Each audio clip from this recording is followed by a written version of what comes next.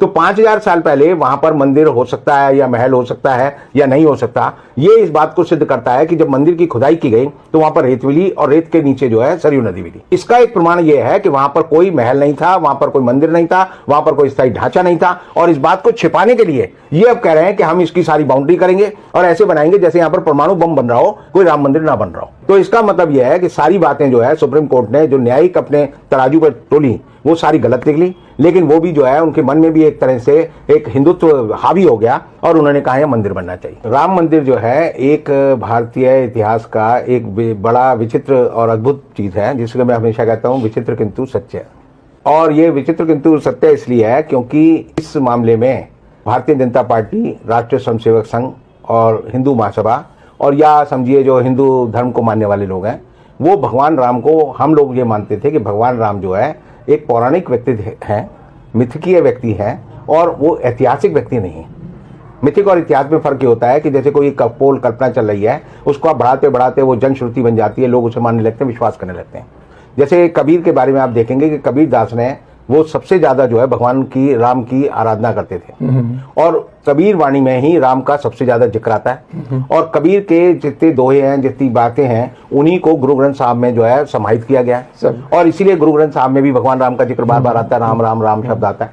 लेकिन भगवान राम और अयोध्या में पैदा हुए राम, इन दोनों में फर्क है। राम को जो सामाजिक लोगों में, जीवन में जो एक तरह से ये बात मन में बैठाई गई कि राम जो अयोध्या में पैदा हुए थे, वो गोस्वामी तुलसीदास ने जब रामायण लिखी, रामचरितमानस लिखी, तो उससे शुरू हुई।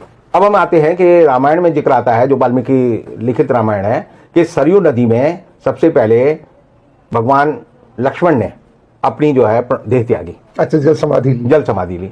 उसके बाद भगवान राम ने सरयू में जल समाधि ली, सरयू में ही ली, सरयू में। और इसीलिए सरयू को ये पाप है कि जब भी कोई आदमी अयोध्या जाए वो सरयू नदी में ना नहाए, क्योंकि अगर वो नहाएगा तो नरक वासी होगा, नरकगामी होगा, नरक में जाएगा। तो बड़े क्योंकि भगवान राम और भगवान लक्ष्मण की उसमें जो है देह त्यागने के कारण वो अपवित्र हो गई। ताप के चलते चलते जो है ये बात उठी जब 1948 में कि बाबरी मस्जिद में भगवान राम प्रकट हुए और उनकी मूर्ति वहां रख दी गई। और उसके बाद आपने देखा कि 6 दिसंबर 1992 को बाबरी मस्जिद, जैसे मुसलमान कहते हैं शहीद हुई और हिंदू लोग कहते हैं कि हमने उसे ढा दिया कि कलंक के प्रतीक को हमने ढा दिया। उसके बाद ये मामला सुप्रीम कोर्ट चला।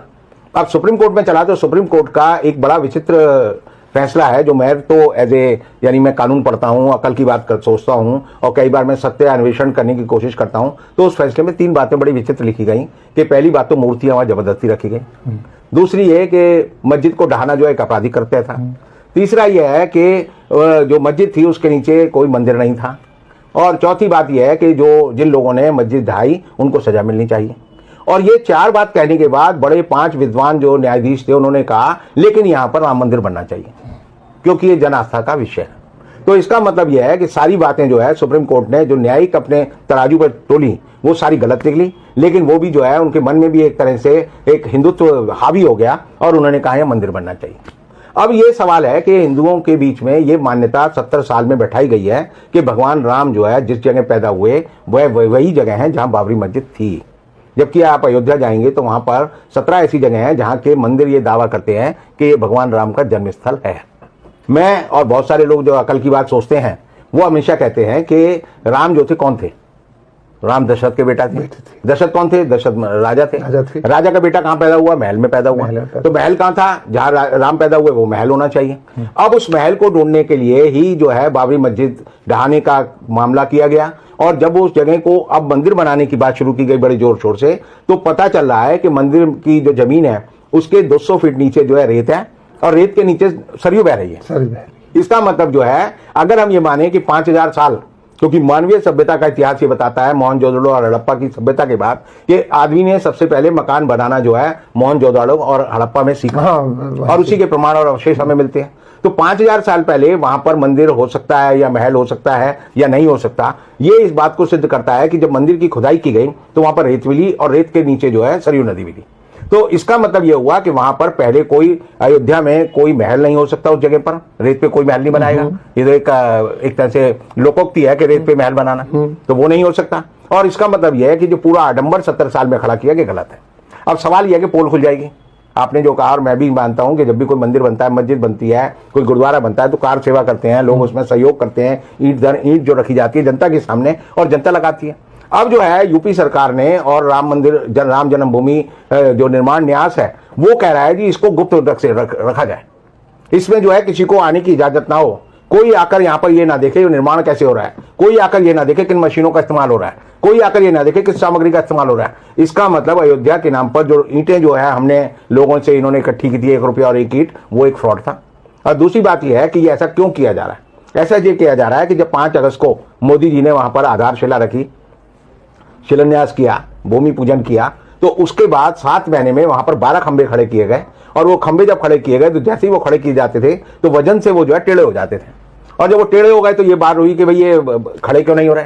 तो जब खुदाई की गई तो भूगर्भ वैज्ञानिक जिसे हम बोलते हैं, उन्होंने बताया कि भाई नीचे तो जो है रेत है और रेत के नीचे सरयू नदी बह रही है। तो इसका एक प्रमाण यह है कि वहां पर कोई महल नहीं था, वहां पर कोई मंदिर नहीं था, वहां पर कोई स्थायी ढांचा नहीं था। और इस बात को छिपाने के लिए ये अब कह रहे हैं कि हम इसकी सारी बाउंड्री करेंगे और ऐसे बनाएंगे जैसे यहां पर परमाणु बम बन रहा हो, कोई राम मंदिर ना बन रहा हो, क्योंकि बड़ी गुप्त रखने वाली बात है। अब ये गुप्त रखने वाली बात जो है भाजपा के गले में और ये जो हिंदू महासभा है उसके गले में और ये जो ट्रस्ट के लोग हैं इनके गले में और आरएसएस के गले में एक पत्थर की तरह लटक गई है कि हम जो है किसी को घुसने नहीं देंगे, बताएंगे नहीं। क्योंकि अब ये जो है हिंदुस्तान के वैज्ञानिकों से और हिंदुस्तान की निर्माण कंपनियों की जगह जो है विदेशी कंपनियों का सहयोग लेकर एक ऐसा मंदिर बनाएंगे जो कि नदी पे बहता हुआ मंदिर हो या नदी की बालू पे बना हुआ मंदिर हो। और इसलिए उसको छिपाने के लिए कि ये जो है राम के नाम पे तो पत्थर तैर जाते थे।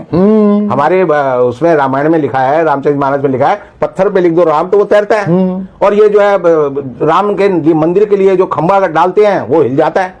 तो इसका मतलब ये जो है राम और जिसे हम कहते हैं विश्राम, दोनों में जो है एक तरह का द्वंद्व है और ये उसको छिपाने की कोशिश कर रहे हैं। और सबसे बड़ी बात यह है कि ये सिद्ध करता है कि हमारी सुप्रीम कोर्ट ने जो फैसला राम जन्मभूमि मंदिर पे दिया है वो झूठा था, बेकार था और बेईमानी का था। बहुत बहुत शुक्रिया आपका कि आपने इसका दूसरा